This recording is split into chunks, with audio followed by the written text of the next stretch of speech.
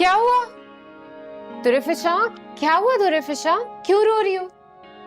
मुझे स्कूल नहीं जाना मामा, मुझसे कोई फ्रेंडशिप नहीं करता। मेरी बेटी तो इतनी प्यारी है, फिर कोई क्यों फ्रेंडशिप नहीं करता आपसे?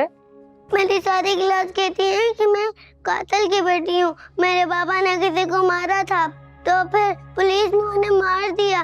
मुझे स्कूल में सब तंग करते हैं, मुझसे कोई फ्रेंडशिप नहीं करता। मामा, क्या मेरे पापा सच में कातिल थे?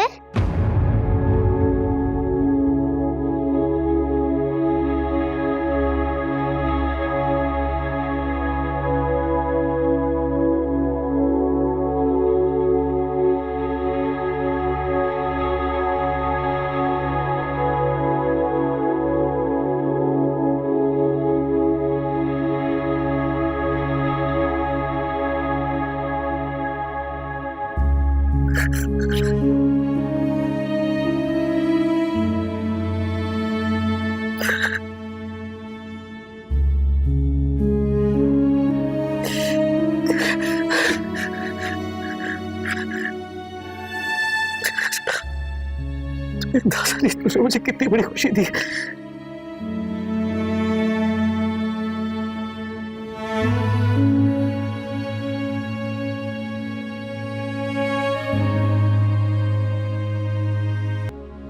लेकिन तुम्हें सब्र से काम लेना होगा। हर आने वाला कल पहले से ज्यादा मुश्किल तरीन होगा। मैं ये चाहती हूँ कि तुम रोमाना को बुला लो। वो तुम्हारी माँ जाएगी। माएं मर जाएं तो उनकी खुशबू उनकी बहनों से आती है।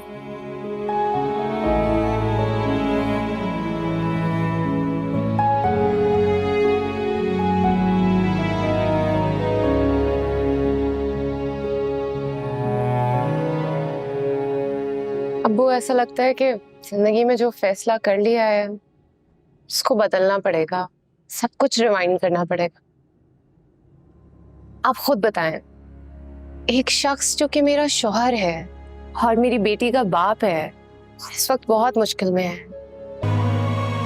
थैंक यू अब्बू। आप मेरे लिए दुआ करें कि जो फैसला मैंने अपने लिए कर लिया है अब उस पे साबित कदम रहूं मैं। अल्लाह ताला किसी तरह बस फासे को बदल दे, उसके दिल में मेरे लिए जगह बन जाए। बेटा, तुम जो जंग लड़ने निकली हो, अल्लाह तुम्हें उसमें कामयाब करे। और अब तुमने घर बसाने का फैसला कर ही लिया है तो बस इसमें साबित कदम रहना। अल्लाह वासे के दिल में तुम्हारे लिए नरमी पैदा करे। याद रखना कि अब कैसे भी हालात तुम्हें निभाना है। खुश रहो।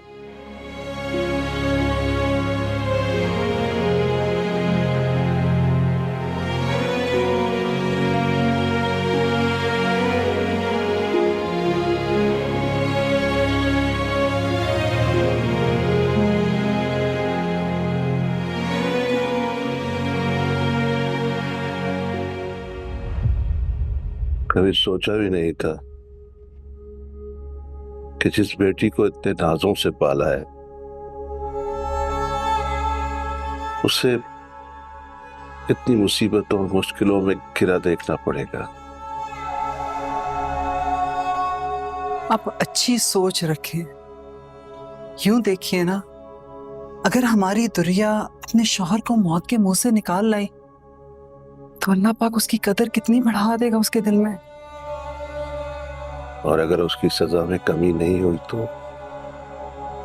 हमारी बेटी, हमारी नवासी और जमाने की जिल्लत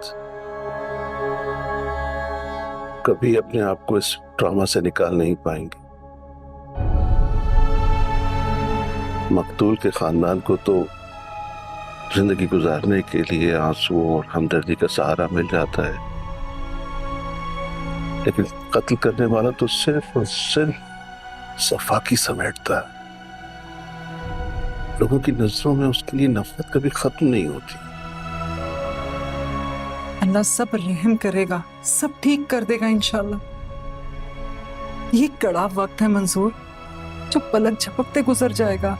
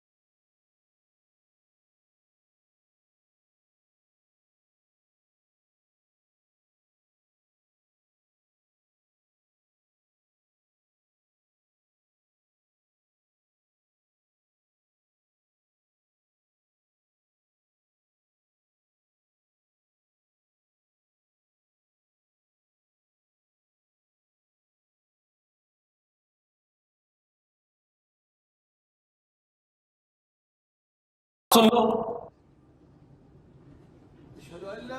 कोई है? क्यों शोर मचा रखा है? सारी नींद हराम कर दी हमारी। नमाज पढ़ना चाहता हूँ। नमाज पढ़ना चाहती, मौत करीब आती खुदा की याद आ गई। पढ़ लो कितनी नमाजें पढ़नी है, कर लो कितनी दुआएं करनी है।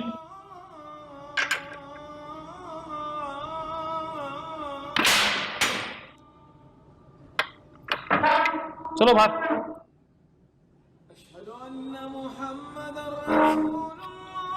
आओ।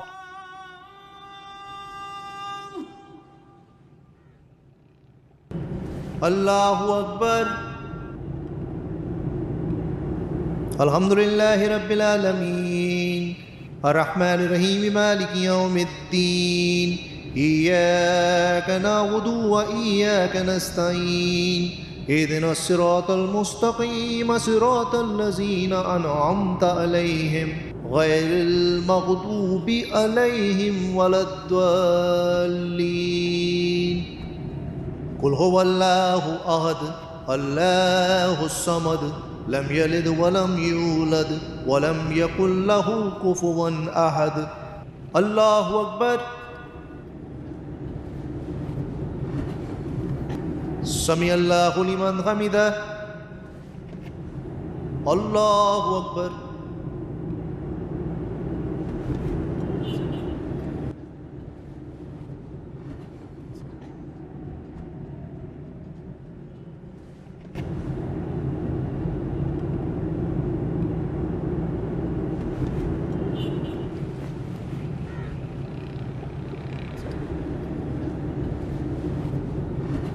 अस्सलामु अलैकुम व रहमतुल्लाह।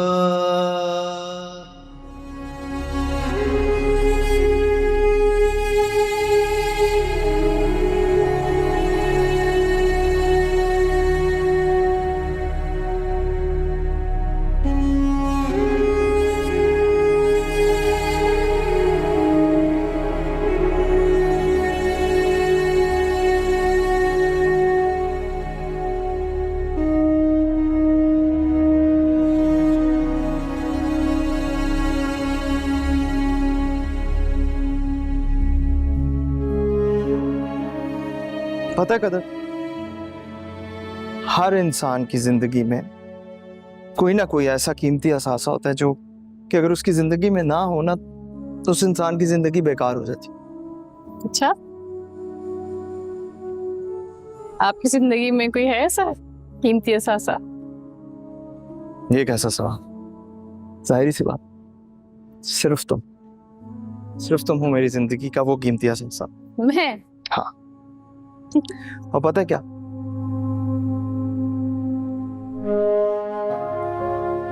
तुम्हारा मेरी जिंदगी में आने से पहले मुझे बस ऐसा लगता था कि जैसे मेरी जिंदगी का कोई मकसद नहीं है। मतलब मैं यहाँ क्या कर रहा हूँ, इस चीज की मुझे समझ नहीं आती थी। लेकिन जब तुम मेरी जिंदगी में आई, तुमने मुझे एहसास दिलाया कि मेरी कदर क्या है, मेरी कदर क्या है। बस मैं से एक वादा चाहता हूँ तुमसे,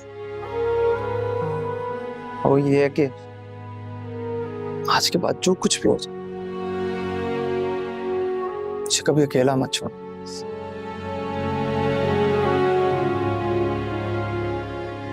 कभी भी नहीं। अल्लाह से अच्छी उम्मीद रखिए।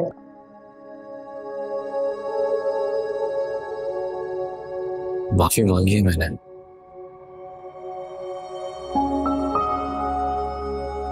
बार बार ऐसा लग रहा था जैसे फरिश्ते अभी मुझे अल्लाह के दरबार से लात मार के निकाल देंगे। वहां से किसी को भी ऐसे बाहर नहीं निकाला जाता, सबके लिए जगह है वहां।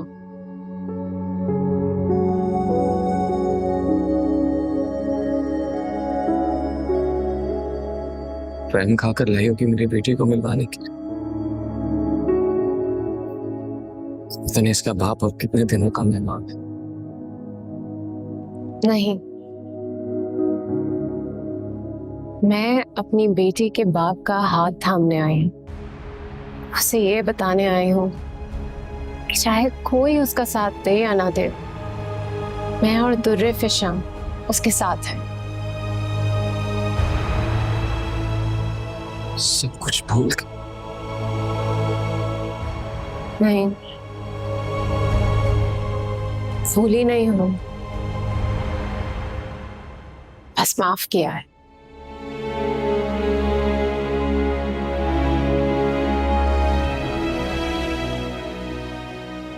ये भी बात है। अच्छा, आपने क्या सोचा है? अब हमें क्या करना चाहिए?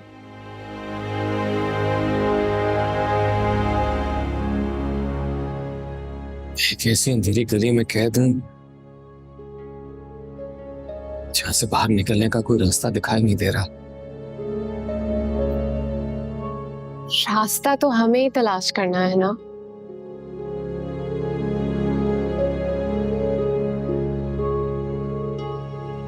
हाँ, शफीक ने कहा हम माफी की अपील दायर करेंगे। उसके कुछ सोर्सेज हैं जिनके मुताबिक मकतूल के वर्षा फोन भागे बस मुझे माफ कर देंगे। पता नहीं मेरा दिल क्यों नहीं मान रहा। ऐसा लग रहा है जैसे किसी गहरे जाल में फंस गया हूं जहां से मुझे कभी आजादी नहीं मिलेगी। ऐसा मत कहे, आप वही वासे हैं ना जिसने कुछ भी ना होते हुए इतना बड़ा वासे एंटरप्राइजेस खड़ा कर दिया। फिर ये तो सिर्फ एक कोर्ट केस है। तुम्हें आजाद था दुनिया।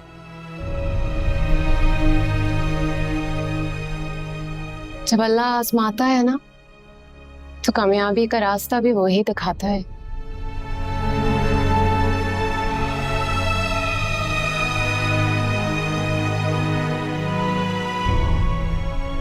जानती हो तो रिया,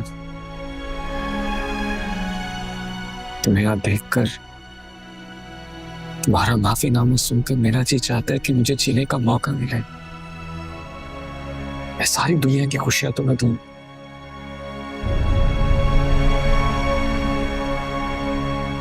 अगर मैं जी गया ना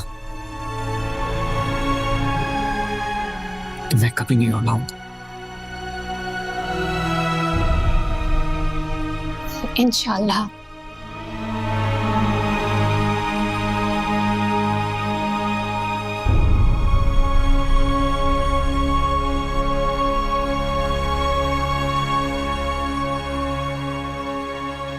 क्या हुआ? वो लड़का यहीं आके रहता था मैडम, 4 गली छोड़कर उसका घर है। अच्छा तो फिर चलो जल्दी से। जी।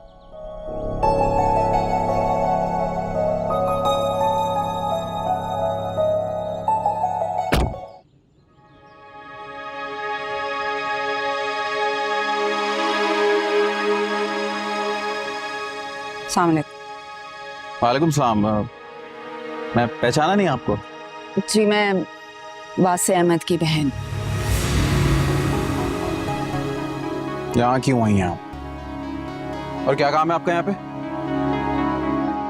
मैं वासे के केस के सिलसिले में बात करने आई। क्या बात करेंगी? जज ने अपना फैसला सुना दिया है ना, सजा हो गई आपके भाई को, अब क्या बात करनी है? देखिए मैं जानती हूँ कि उसको सजा हो गई है, लेकिन मैं चाह रही थी कि मैं एक दफा मिसेस हमाद और उनकी वालदा से बात कर सकूं। उनसे क्या बात करनी है आपको? आप मुझसे बात कीजिए, भाई हूं मैं हमाद का। बोलिए क्या बात करनी है?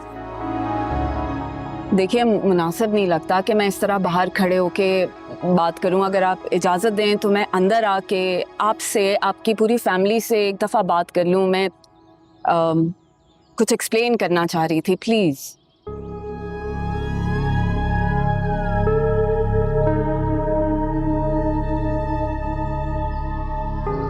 ठीक है, आए अंदर। Thank you.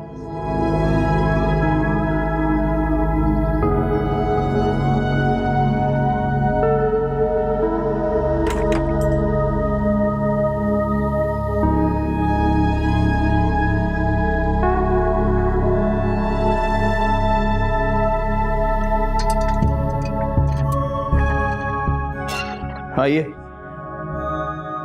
बैठिए। शुक्रिया। ये कदर हैं हमाद की वाइफ। अस्सलाम वालेकुम। वालेकुम अस्सलाम।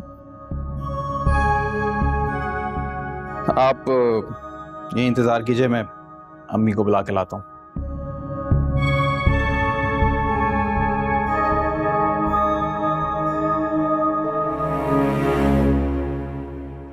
तुम्हें उसे अंदर लाने की जरूरत क्या थी? दरवाजे से क्यों नहीं बाहर किया उसे? अरे अम्मी, कोशिश तो की थी ना मैंने। अब वो बज़िद है कि उसे आपसे और भाभी से मिलना है, क्या करूं? क्यों क्यों मिलना है? जाओ जाकर कह दो उसे नहीं मिलना हमें उससे। बेगैरती की भी कोई हद होती है। पहले उसके भाई ने मेरे मासूम बच्चे की जान ले ली, अब क्या हमारे जख्मों पर नमक छिड़कने आई है? अब खड़े खड़े मुंह क्या देख रहे हो? जाओ जाकर निकालो उसे मेरे घर से बाहर। अम्मा ये बर्ताव ना मुनासिब नहीं है। आप ही ने तो हमें तरबियत दी है कि घर आए मेहमान को इज्जत देनी चाहिए। यही इखलाक है, लेकिन बेटे के कातिल की बहन के लिए नहीं है ये। अम्मा आपका गुस्सा बचा है, लेकिन सोचे जरा, औरत जाते हैं हमारी छत के नीचे आई है। कसम से अगर मर्द होता ना, सज्जाद धुतकार के उसे घर से बाहर निकालते, लेकिन औरत है, इस तरह सलूक नहीं कर सकते। मिल ले।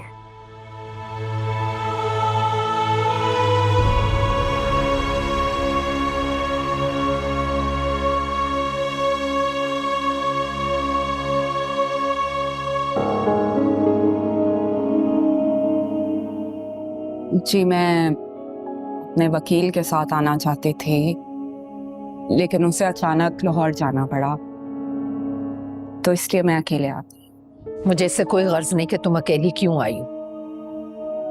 मैं सिर्फ ये जानना चाहती हूँ कि तुम्हारे यहाँ आने का मकसद क्या है। देखिए मैं यही बात करने आई हूँ। तो बोलो, सुन रही हूँ मैं। मुझे मुश्ताक ने बताया था कि उसकी बात हुई है आपसे मेरे भाई के केस के सिलसिले में, और आप लोग खून बहा के बस उसे माफ करने के लिए तैयार।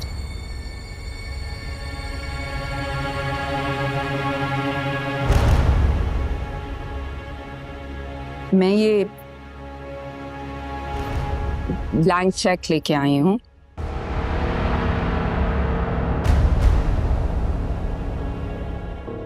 आप मेरे भाई की जिंदगी की जितनी भी कीमत लिखते हैं, मैं अदा करने के लिए तैयार हूँ।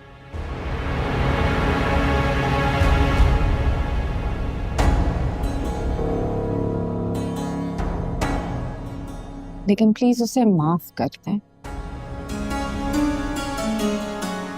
उसने सारी जिंदगी इतनी तकलीफ बर्दाश्त नहीं की होगी जितनी चंद महीने उसने जेल में मुसीबतें सही। देखिए, मैं मानती हूँ कि उससे बहुत बड़ा गुनाह हुआ है, लेकिन उसकी एक मासूम बच्ची है और उसने जानबूझ के ये सब कुछ नहीं किया, बस गुस्से में आके आपके बेटे को गोली लग गई थी, वरना मेरा भाई तो उसे पहचानता भी नहीं है। तुम अपने हवास में तो हो कि क्या बकवास है? तुम क्या समझती हो? हाँ?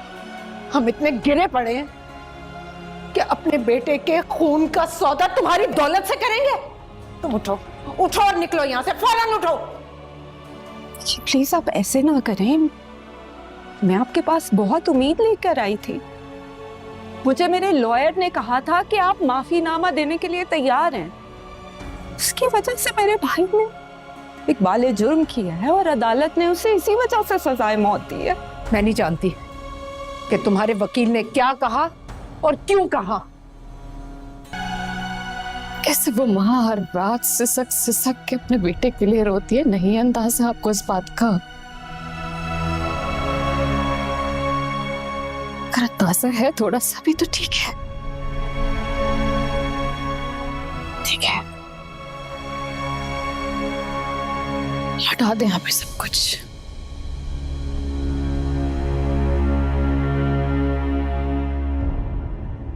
जो कुछ भी हमसे छीना है लौटा दे हमें सब कुछ। तैयार है, हम तैयार हैं।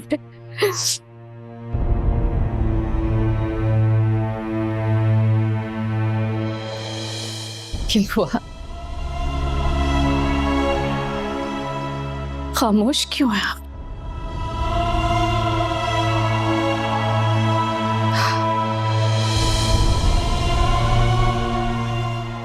आपकी खामोशी इस बात का सबूत है कि आप हमें वो सब कुछ नहीं लौटा सकती जो आप हमसे छीन चुकी हैं।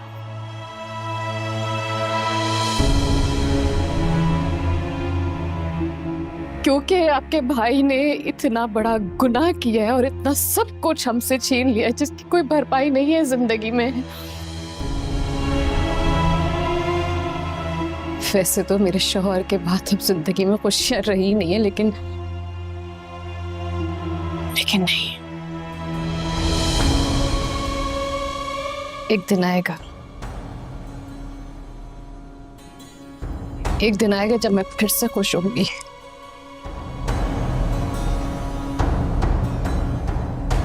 और वो दिन होगा जब मेरे शौहर के कातिल को सजाए मौत मिलेगी।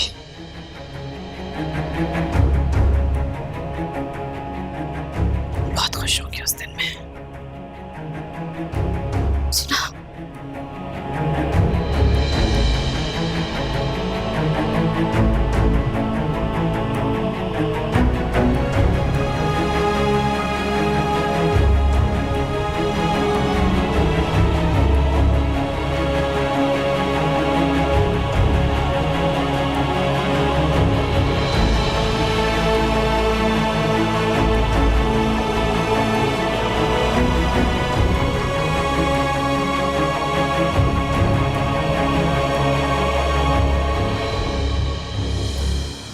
चली गई है। शफीक तो उससे मिला नहीं है, पता नहीं कब तक आएगी ये घर।